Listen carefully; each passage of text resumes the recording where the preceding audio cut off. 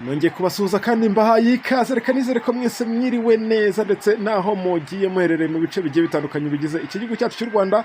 Bamwe muri mwebwe mwagiye munabona akavura, ubwo niba hari abatakabonye mwihangane, ntago imvura yagwira hose icyarimwe bitewe n'imiterere y'ikirere cyangwa se n'uburyo uru Rwanda rw'imisozi igihumbi ruteye. Hari ukuntu usanga hamwe imvura yaguye ahandi itaguye. Ubwo reka nizere ko rero aya makuru yo kuri uyu wa gatatu tariki 22 tugiye kuyabanamo. Iyi ni inkuru ibiri kuvugwa aka kamwanya, kandi ntekereza ko musanzwe munzi neza ko mbagezaho amakuru nk'aya ngaya aba yizewe. Ngira ngo bamwe muri mwebwe hari abatangiye kuririra mu myotsi, abandi batangiye kwifata mu myanya ndanga kumirwa, bamwe amarira yabaye menshi, bati ko kwa muganga banyandikiye akaboga ka buri munsi biragenda bite none ko muhagaritse akanyama mu buryo ubutunguranye. Abandi bati none ko twagiye tubona ko byadukomeranye amatungo, ubwo nkatwe twabikoraga nka business kandi arizo zitwinjiriza umunsi ku wundi.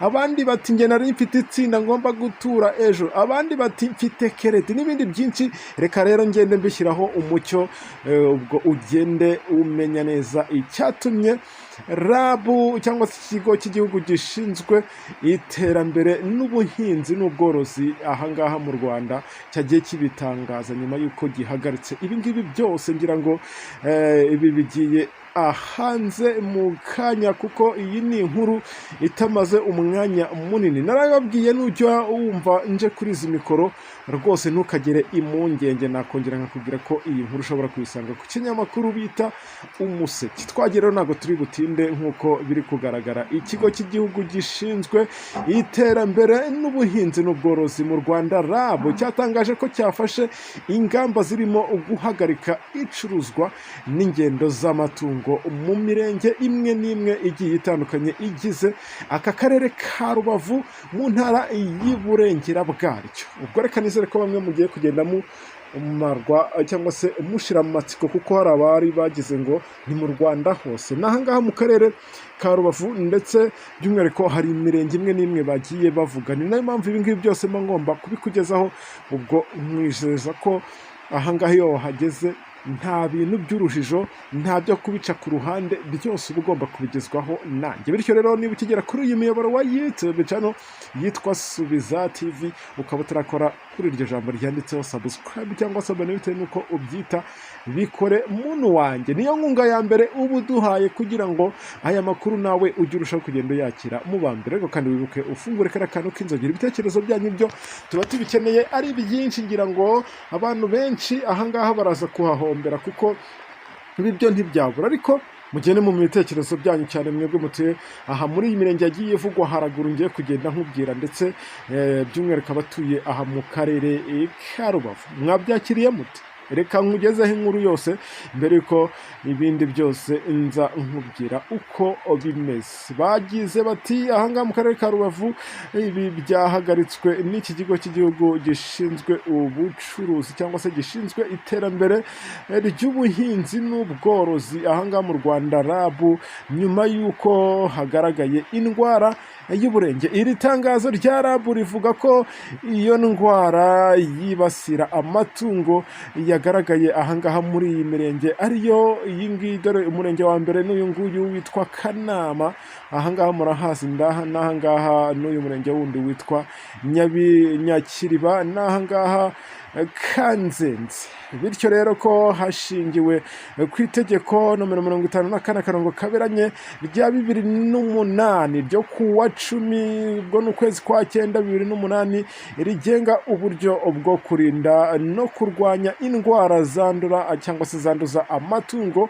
mu Rwanda, hashingiwe kandi ku miterere y'indwara y'uburenge n'uburyo yandura vuba, ikaba kandi irinda cyangwa se itinda mu matungo yafashwe n'izo ndwara.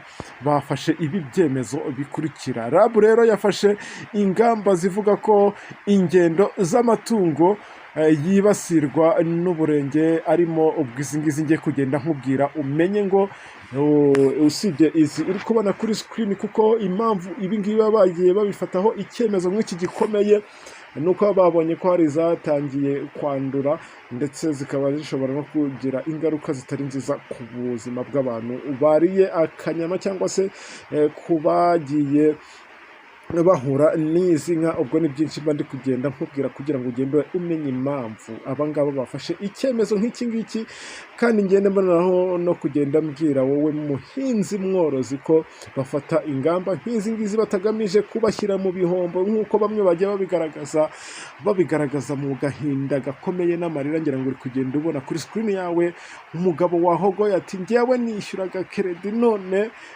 dore murambanye cyangwa se biribanye, ejo bundi bwo nari bwishyure kandi akazi kanjye ari ugucuruza inka, biragenda bite? Ubwo uyu nguyu wenda n'utuye muri iyi mirenge yavuzwe haruguru, ariko reka ngende nanagusomera zimwe mu matungo cyangwa se amwe mu matungo atemerewe ahangaha muri iyi mirenge, harimo inka, ihene, intama ndetse n'ingurube. Abakunzi b'akabenzi ubwo umusilamu ahari hose ari kuvuga ati n'ubundi ngabwe ntazirya, nibashaka bazihagarike burundu. Ubwo navuze akabenzi, abakunzi babo mwebwe mutuye muri iyi mirenge mwe mwihanganye kugeza igihe rabu izongera gushyira hanze iyi tangazo nk'iri ngiri imenyesha abantu bose hagati ahangaha cyangwa se bamwe bakorera muri iyi mirenge, bababwira ko bakongera bagakura amatungo yabo mu rugo bakayajyana ku isoko nk'ibisanzwe cyangwa se bakajyana kuri kabusheri, kuko ahangaha harimo kuba no wa wundi ucuruza inyama atabyemerewe, impu ntibyemewe. Reka ngende byose mbikugeza ugenda usobanukirwa neza ibyo ari byo. Ubwo nari ngeze ahangaha ku ntama, ingurube ubwo zirahagaritswe ku mpamvu iyo ari yo yose muri iyi mirenge nagiye nkubwira ikurikira kanyisubiremo, harimo Kanama, Nyakiriba ndetse na Kanzenze. Iki kigo gishinzwe iterambere ry'ubuhinzi n'ubworozi cyavuze ko kandi icuruzwa ry'ibikomoka ku matungo birimo amata. Ubwo urumva neza wowe wategetswe amata na muganga ukabuyanywa umunsi ku wundi, cyangwa se wowe ufite umwana, nakugira inama yo kuba wagura ya yandi y'Inyange. Ubwo ndabamamarije nabo bataranyishyuye, ariko igihe bikimeze gutya mwaba muri gukoresha aya ngaya. Amata byahagaritswe, inyama nuko, n'impu ubwo byose ndi kubona ko bihagaritswe muri iyi mirenge yavuzwe iharagara. Mutaza kugenda mugira ngo ni mu gihugu hose. Rabu kandi igira iti aborozi bafite amatungo yagaragaye cyangwa se akekwaho ibimenyetso by'iriya ndwara y'uburenge basabwe iki? Basabwe ibingibi, basabwe kubimenyesha umukozi ushinzwe ubworozi muri uriya murenge, kandi ayo matungo agahita akurwa mu bworozi. Ngayo nguko ubwo nanjye mari kugenda mbarabura, kuko narabibijeje ngewe gahunda bari kubagezaho amakuru nk'aya ngaya abagezweho, kandi amakuru aba yari ingenzi kuko ndabizi ko muba muyakeneye muri benshi. Reka rero tuze gusubira mu makuru yacu ari imbere. Ubwo nizera ko ba nyirayo cyangwa se mwebwe mutuye mu karere ka Rubavu mwese musobanukirwa neza ibibareba, cyane cyane iriya mirenge nagiye mvuga haraguru. Kandi mukomeze mwihangane, byanze bikunze ntago uri butinde, nanjye ndakomeza mbabere hafi igihe biroza muraza kongera gukomorerwa, nanjye ndaba ndi tayari kugira ngo mbibamenyeshe. Ibitekerezo byanyu ndabikeneye muri comment, kuko ibi byose ni mwebwe mba mbikorera. Reka mbabwire ngo Imana ibamugishe cyane mwebwe tuba twatangiranye iyi nkuru, kandi ciao ciao.